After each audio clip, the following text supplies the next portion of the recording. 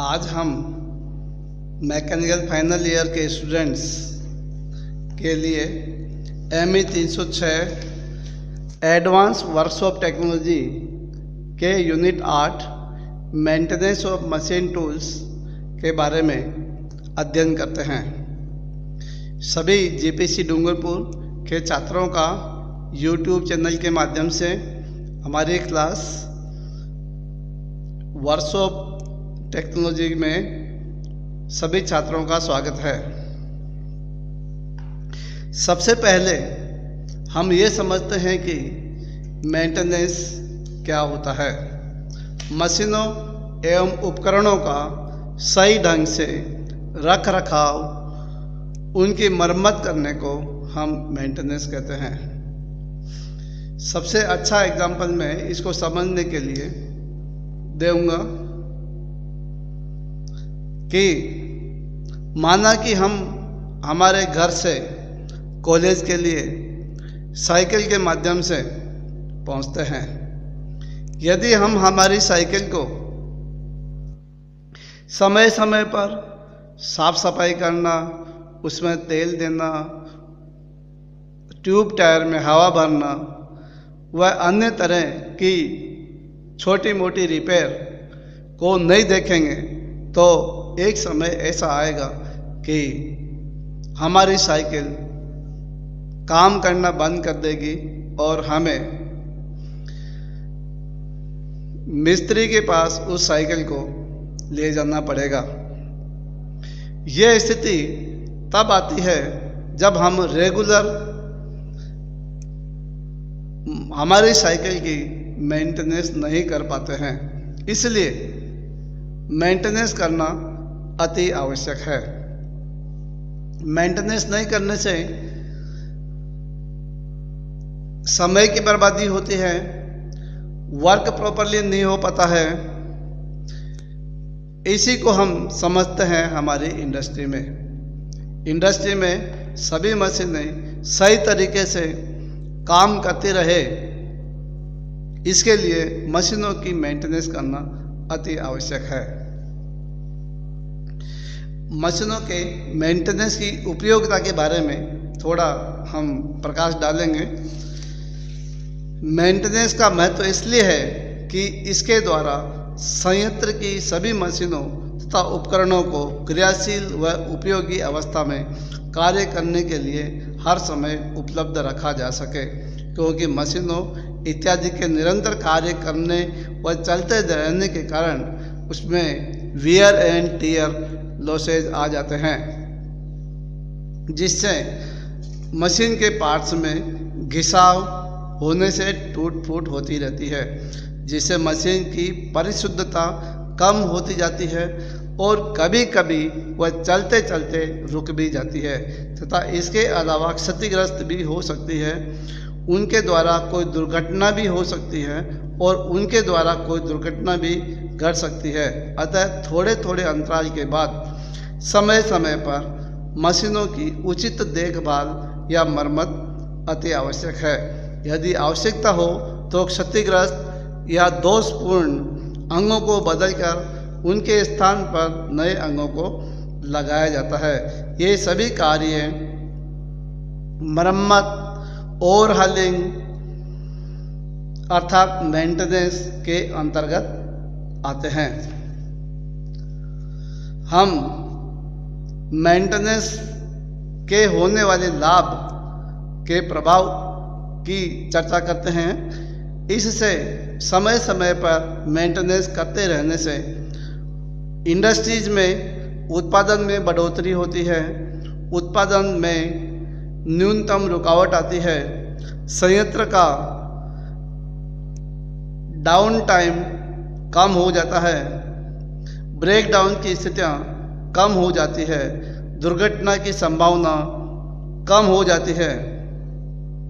इसके ऑब्जेक्टिव्स हैं संयंत्र को दुर्घटना एवं ब्रेक डाउन की स्थिति से बचाना, उपकरण के सेवा काल में वृद्धि करना, जैसा अभी हमने बताया था, उपकरण आदि की खराबी को ठीक करने में कम से कम समय लगाना, रिपेयर एक्सपेंडिचर को कम से कम करना, अनुरक्षण के द्वारा उत्पादन की कमी को रोकना।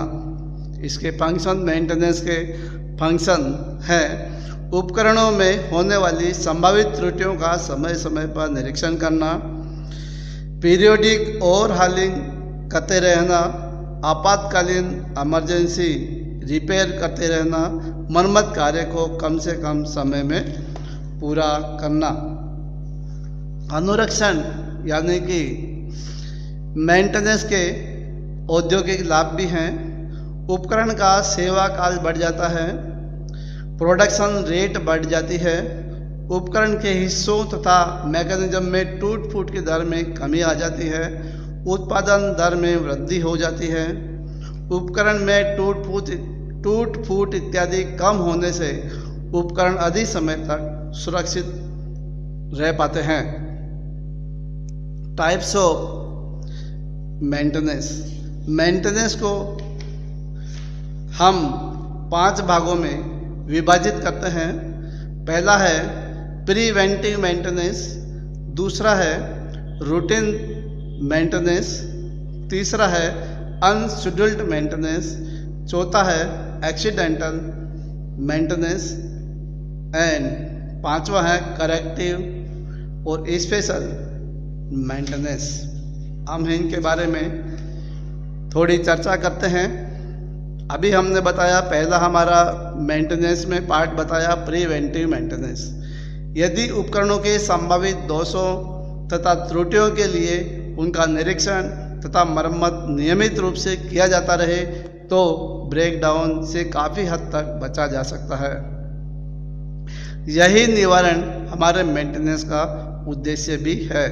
इस प्रकार के मेंटेनेंस से उपकरणों की एक्यूरेसी बनी रहती है, उपकरण का सेवा काल बढ़ जाता है, उत्पादन में रुकावट कम हो जाती है, दुर्घटनाएं होने की संभावनाएं खत्म हो जाती है, उत्पादन का गुण स्तर उच्च कोटि का बन जाता है।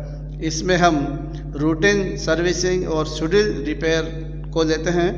तो रूटीन सर्विसिंग के लिए, नियमित सर्विसिंग के लिए बेसिक कार्य नियमित रूप से किए जाते हैं। जैसे हम बात करते हैं लेथ मशीन की। लेथ मशीन पर जब भी स्टूडेंट्स हमारे वर्कशॉप में काम करने के लिए जाते हैं तो सबसे पहले लेथ मशीन पर साफ़ सफाई करते हैं। ब्रश होता है, उससे साफ़ सफाई की जाती है। पहले जो काम किया है उसको हटाया जाता है। चिप्स फॉर्मेशन जो बन जाते हैं उनको भी हम हटा देते हैं। उसके बाद में ऑयलिंग की जाती है और फिर मशीन को कार्य के लिए शुरू किया जाता है।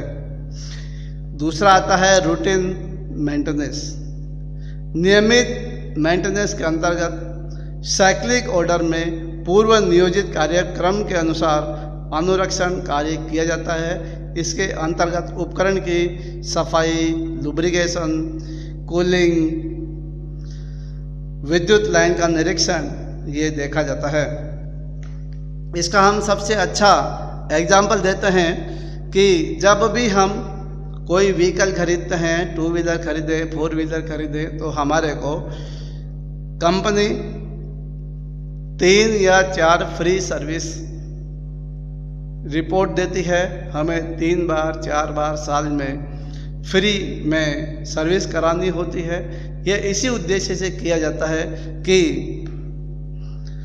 हमारे व्हीकल की समय समय पर, जैसे 200 किलोमीटर चलने के बाद में, 500 किलोमीटर चलने के बाद में, 1000 किलोमीटर चलने के बाद में उसकी देखभाल होती रहे।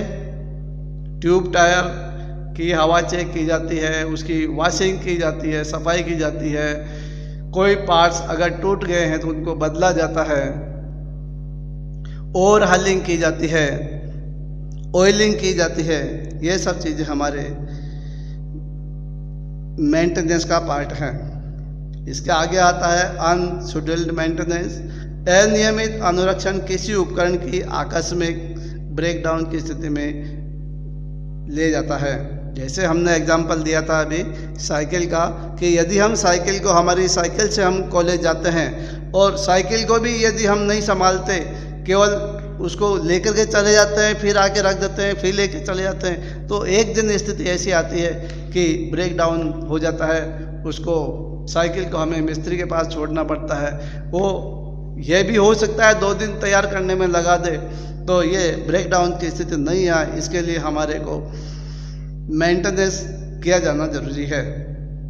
यह स्थिति उपकरण पर अप्रत्याशित ओवरलोड के कारण भी उत्पन्न हो सकती है। इसके आगे आता है एक्सीडेंटल मेंटेनेंस। इस प्रकार के अनुरक्षण के अंतर्गत बड़े पैमाने मरम्मत कार्य किया जाता है। यह मरम्मत भी अप्रत्याशित अनएक्सपेक्टेड होती है और ऐसे उपकरणों में की जाती है जो किसी दुर्घटना के कारण क्षतिग्रस्त हो जाते हैं। इस अनुरक्षण के द्वारा दुर्घटनाग्रस्त उपकरणों को मरम्मत करके ठीक हालत में लाया जाता है। इसके बाद आता है हमारा part sequence of maintenance operation. ये मुख्य पार्ट है कि मेंटेनेंस के क्या क्या मेंटेनेंस ऑपरेशन के क्या क्या सीक्वेंस है, किस तरीके से की जाती है। सबसे पहले डिसअसेंबली आती है। गाड़ी को जब भी हम सर्विस कराने जाते हैं तो गाड़ी को खोला जाता है। दूसरा पार्ट आता है वॉशिंग, उसकी सफाई की जाती है। तीसरा पार्ट आता है फॉल्ट फाइंडिंग, यदि उसमें कोई कमी है, कोई परेशानी आ रही है तो उसको ढूंढा जाता है। यदि पार्ट रिपेयरेबल है तो रिपेयर किया जाता है। यदि रिपेयर नहीं होता है तो उस पार्ट को बदला भी जाता है। फिर असेंबली की जाती है, यानी कि सभी पार्ट्स को खोले हैं, इनको जोड़ दिया जाता है। जोड़ने के बाद उसमें ओवरहालिंग की जाती है। तो हम शुरू करते हैं डिसअसेंबली से। ओवरहालिंग मशीनों के अनुचित शेड्यूल रिपेयर कार्य होते हैं। डिसअसेंबली करने के बाद ही मशीनों के संपूर्ण जीवन काल में सभी पार्ट्स को खोलकर उनकी साफ सफाई की जाती है, पेट्रोल से की जाती है और उनकी ओवरहालिंग भी की जाती है। इसके बाद इसमें 2 तरह के मेंटेनेंस आते हैं। माइनर रिपेयर के काम होते हैं और दूसरा आता है मीडियम रिपेयर के काम। माइनर में खराब नट, बोल्ट, की आदि को बदल देते हैं, खराब पार्ट्स को बदल देते हैं, general shaft, general Bush, gear आदि पर से फाइलिंग द्वारा बर हटा दिया जाता है। दरारों को वेल्ड द्वारा भर दिया जाता है। मीडियम मेंटेनेंस में मशीन की दोषी इकाइयों को खोलकर उनको ठीक किया जाता है। दोषपूर्ण पार्ट्स को बदल देते हैं या उनकी मरम्मत कर देते हैं। और इसके बाद आता है ओवरहालिंग। मशीन को पूर्ण रूप से खोलकर दोषपूर्ण अंगों की मरम्मत की जाती है। खराब और अयोग्य अंगों को बदल दिया जाता है।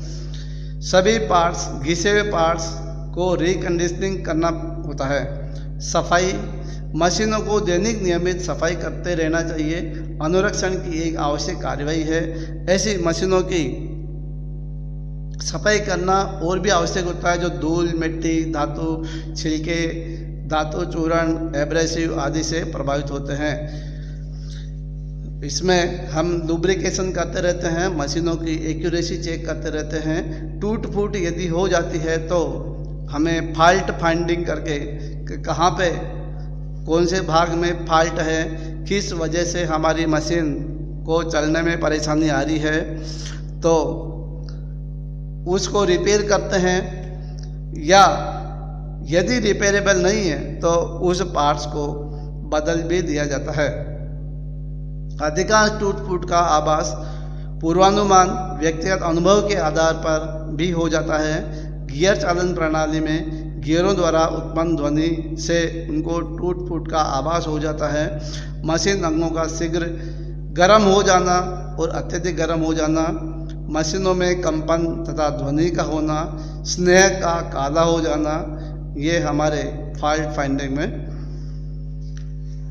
अंतर्गत आते हैं। इसके बाद आता है असेंबली। सभी पार्ट्स को जोड़कर हम असेंबल कर देते हैं। सभी पार्ट्स को चेक करके टाइट किया जाता है, नट बोल्ट को टाइट कर देते हैं। उसमें ट्यूब टायर में हवा भर दी जाती है और मशीन को चलाकर देखा जाता है, और हालिंग कर दी जाती है यानी कि ऑयलिंग कर दी जाती है, जिससे कि किसी तरह के कार्य में कोई रुकावट नहीं आवे। ये हमारे हैं मेंटेनेंस के पार्ट्स। सभी छात्रों का इस क्लास में स्वागत है। धन्यवाद।